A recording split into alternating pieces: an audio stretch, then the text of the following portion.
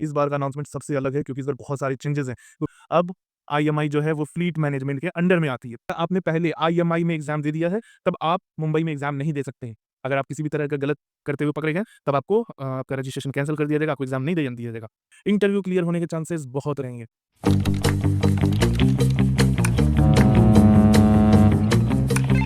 Watch your six.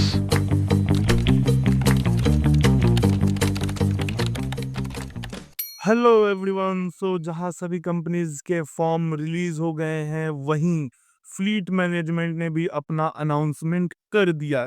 Fleet management के बारे में बता दें, fleet management one of the largest management company in the world है।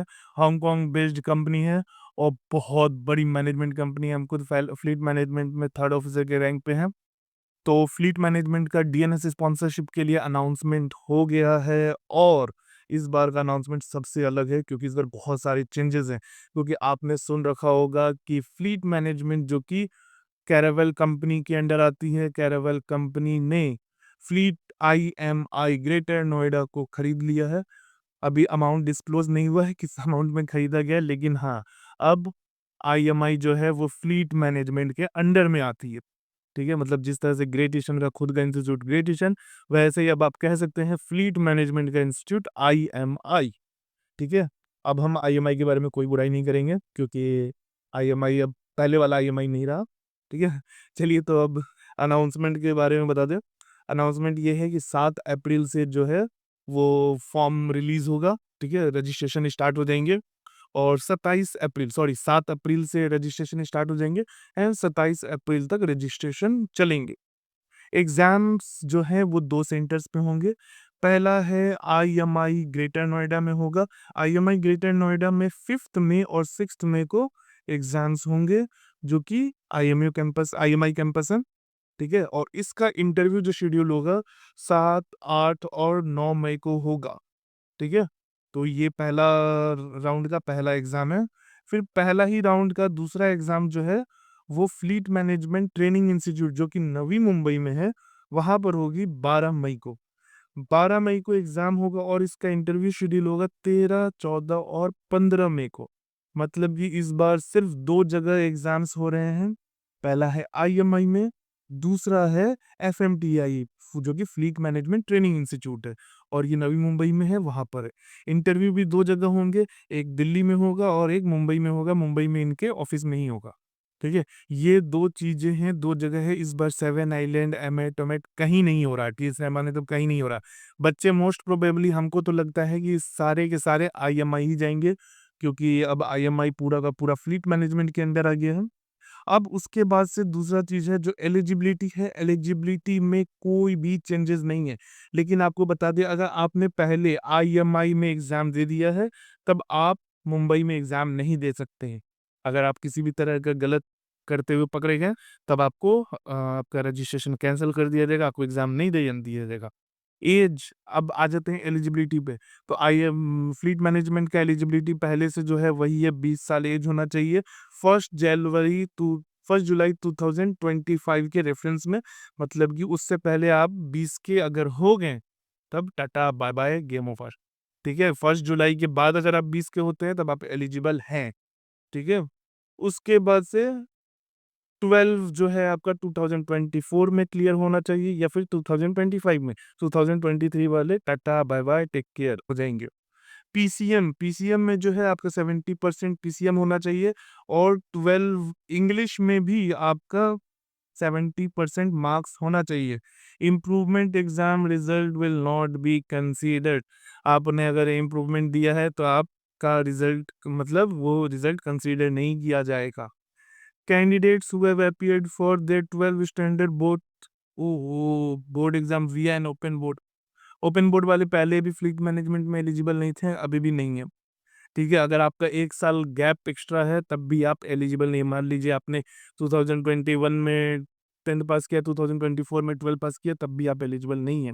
Minimum height criteria 160 centimetre, BMI not more than 25 है, पर मेरा बीएमआई थोड़ा ज़्यादा है। आई साइट 6/6 होना चाहिए, ये तो सब जगह ही है। नो कलर ब्लाइंडनेस, ठीक है, ये भी है। तो अब देखो, आई फ्लीट मैनेजमेंट के बारे में बता दूँ, ये सब चीज़ें एलिजिबिलिटी क्राइटेरिया थी। एग्ज़ाम्स जो होते हैं इनके 50 क्वेश्चन्स आते हैं। फिर एग्ज़ाम का रिज़ल्ट उसी दिन आपको शाम में तक मिल जाता है, फिर आपको इंटरव्यू के लिए उनके ऑफ़िस में बुलाया जाता है, ठीक है?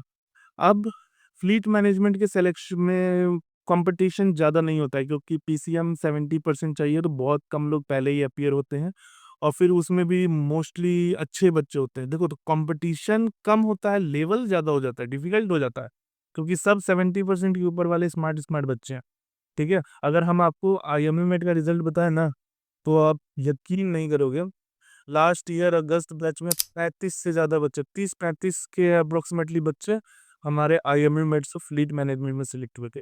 अभी फेब बैच में, जहाँ फ्लीट मैनेजमेंट हमको लगता है मुश्किल से 60-70 बच्चे लिया होगा, उसमें 20 से ज़्यादा बच्चे हमारे आईएमए मेट के। तो अब खुद सोचो कि हमारा प्रिपरेशन का लेवल कैसा है, ठीक है? आई फ्लीट मैनेजमेंट में जो भी क्वेश्चंस पूछे जाते हैं, पीवाईक्यू से मैच नहीं करते हैं, लेकिन लेवल सेम होते हैं, टाइप सेम होते हैं, तो अगर आप हमारे यहाँ से प्रिपरेशन करोगे, आपके टेस्ट क्लियर होने के चांसेस बहुत रहेंगे, इंटरव्यू क्लियर होने के चांसेस बहुत रहेंगे, ठीक है? तो अगर आप चाह रहे हो कि आप अच्छे से प्रिपरेशन करके क्लियर करो, तो आप रिस्क मत लो, क्योंकि देखो, थोड़ा-सा फ़ी पे करके अगर आपको अच्छे से प्रिपरेशन करने को मिल जाए, तो आपको एक अच्छी कंपनी मिल जाएगी। वो कंपनी इतनी वर्थ इट है कि आप अपने लाइफ टाइम सैटिस्फाई रहोगे, ठीक है? फ्लीट मैनेजमेंट को लेके अभी बहुत सारे अफ़वाहें भी हैं कि फ्लीट मैनेजमेंट सेफ नहीं है क्या, ऐसा-वैसा कुछ भी। तो हम आपको बता दें कि अभी हम फ्लीट मैनेजमेंट में पिछले 2 साल से हैं और फ्लीट मैनेजमेंट में जिस तरह से कैडेट को ट्रीट किया जाता है, हम उस तरह का ट्रीटमेंट कहीं नहीं सुने हैं। यहाँ आपको कैडेट का इतना ध्यान रखा जाता है कि हमेशा हर मतलब कुछ दिन पे ट्रेनिंग ऑफिसर का कॉल आता है, बात किया जाता है, कप्तान से बात होता है, ऑफिसर से जो चीफ ऑफिसर हैं उनसे बात किया जाता है, उन सबको समझाया जाता है, ठीक है? फ्लीट केयर ध्यान रखती है, अगर आपको फ्लीट में कभी भी कोई भी प्रॉब्लम है, तब आप हमेशा फ्लीट केयर का हेल्प ले सकते हैं। तो फ्लीट मैनेजमेंट के बारे में हम आपको डिटेल में एक वीडियोस बनाने का कोशिश करेंगे। इसमें फ्लीट मैनेजमेंट में क्या-क्या फैसिलिटीज़ हैं, उसके बारे में हम आपको बता दें, ठीक है? और आप कैसे फ्लीट मैनेजमेंट के किस फैसिलिटीज़ को किस तरह से यूज़ कर सकते हैं। अगर आप चाहते हैं कि एग्ज़ाम प्रोसेस, इंटरव्यू के क्वेश्चंस पे भी वीडियो बनाएँ, तो कमेंट करके बताइए कि आपको किस-किस टॉपिक्स पे वीडियो चाहिए फ्लीट मैनेजमेंट से रिलेटेड, हम बना देंगे। ठीक है? बाकी अच्छे से प्रिपरेशन करना है तो आ जाओ आईएमए मेट में। डिले मत करो। चलो tata, bye bye, take care.